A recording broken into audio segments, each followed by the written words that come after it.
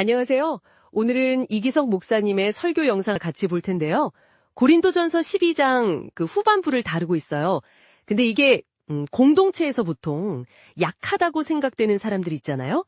그 역할에 대한 우리 생각을 좀 확 뒤집는 그런 관점을 보여줍니다. 네, 그거 참 흥미로운 지점이에요. 보통 공동체, 교회 같은 곳에서는요, 아무래도 약한 구성원 하면 그냥, 우리가 돌봐야 할 대상, 이렇게만 생각하기 쉽거든요. 그렇죠. 근데 이 설교는 거기서 딱 멈추는 게 아니라, 한 걸음 더 나아가서, 이분들이 단순히 도움만 받는 게 아니라, 공동체가 제대로 서고 성장하는데 꼭 필요한, 그러니까 없어서는 안 될 그런 존재라고 강조를 하더라고요. 바로 그 지점입니다. 그게 핵심인 것 같아요. 그래서 오늘 이 설교 내용 가지고 왜 약하다고 여겨지는 분들이 오히려 더 필요한 존재인지, 그리고 이런 관점의 변화가 듣고 계신 당신, 또 당신이 속한 공동체에 어떤 의미를 줄 수 있을지 좀 깊이 얘기 나눠보려고 합니다. 우선 말이죠. 많은 공동체에서 좀 보이는 현상부터 짚어볼까요? 설교 배경이 된 고린도 교회도 그랬던 것처럼 사람들이 은근히 서로 능력이나 역할 같은 걸 비교하잖아요. 그러면서 괜히 우월감 느끼거나 아니면 또 열등감에 빠지기도 하고요. 맞아요. 심지어는 저 사람은 별로 도움 안 되는데 저 사람 때문에 우리 전체 수준이 좀 떨어지는 것 같아. 이런 생각까지 할 때도 있고요. 네, 그런 비교가 참 문제죠. 그게 결국 도움이 필요하다고 여겨지는 분들을 그냥 부담으로만 보게 만드는 시각으로 이어지기 쉬운 것 같아요. 설교자도 바로 이 부분을 지적하는데요.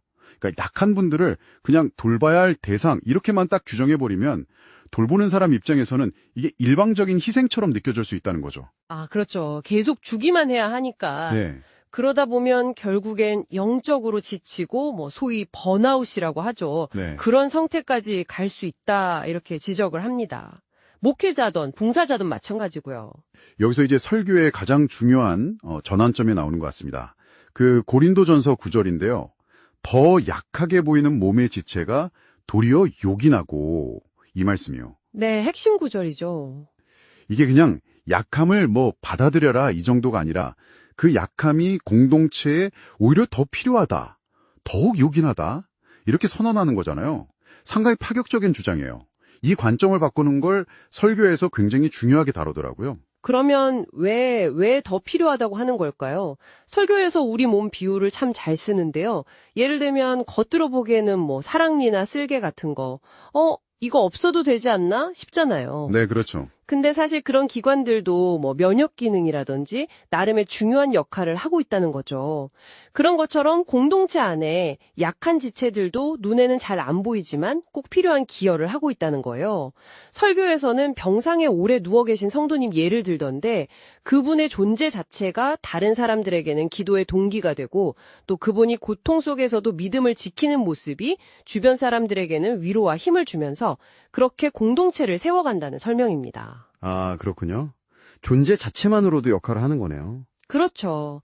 또 더 나아가서 덜 귀히 여기는 지체나 아름답지 못한 지체에 대한 말씀도 인상 깊었어요. 우리 몸에서 눈에 잘 안 띄는 심장 같은 내장기관 있잖아요. 아니면 때로는 좀 부끄럽게 여기는 부분들. 근데 사실 그런 부분들이 생명 유지에 필수적이거나 혹은 또 아름다운 새 생명을 낳는 통로가 되기도 하고요. 맞아요. 그런 것처럼 공동체 안에서 좀 주목받지 못하거나 아니면 스스로의 연약함 때문에 좀 위축되어 있는 그런 지체들을 하나님께서는 오히려 더 귀하게 보시고 또 그들을 통해서 특별한 일을 이루신다. 이런 메시지였어요.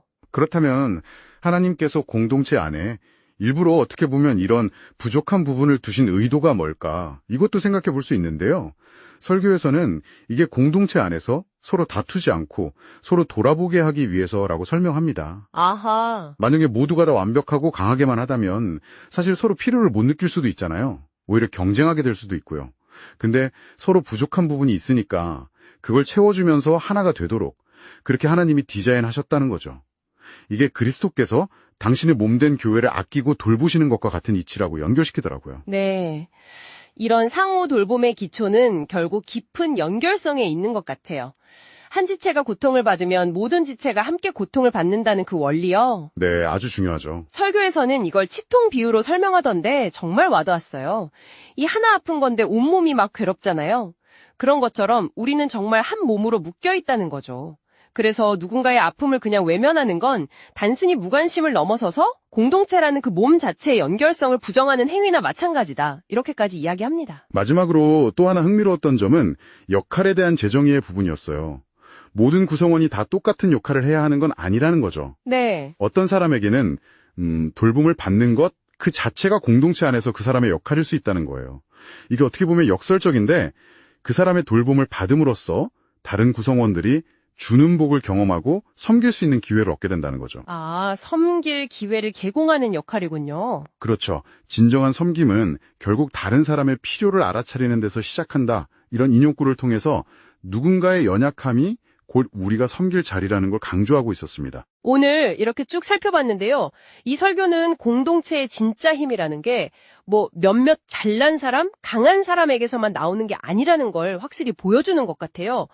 오히려 모든 구성원, 특히 약하게 보이는 사람들의 그 필수적인 가치를 제대로 인정하고 서로 깊이 연결될 때 진짜 힘이 나온다는 거죠. 네, 맞습니다. 단순히 도와줘야지 하는 의무감을 넘어서서 우리가 서로에게 정말 꼭 필요한 존재구나 이런 인식의 전환을 강력하게 촉구하는 메시지였습니다. 네, 그렇죠. 약한 지체는 그냥 부담스러운 존재가 아니라 오히려 공동체를 온전하게 만드는 데 없어서는 안 돼. 반드시 필요한 핵심 요소라는 거 아주 중요한 관점이었어요. 마지막으로 듣고 계신 당신에게 질문 하나 드리고 싶습니다.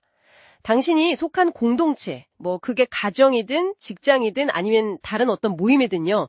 그 안에서 혹시 저 사람은 도움이 좀 필요해 보여. 혹은 다른 사람들에 비해 덜 중요해 보여. 이렇게 여겨지는 구성원이 혹시 있나요? 만약 오늘 우리가 나눈 이야기처럼 그분들을 없어서는 안 될 오히려 더 요긴한 존재로 바라본다면 당신의 생각과 행동 그리고 당신이 속한 그 공동체의 모습은 어떻게 달라질 수 있을까요? 한번 깊이 생각해 보시는 시간을 가지면 좋겠습니다.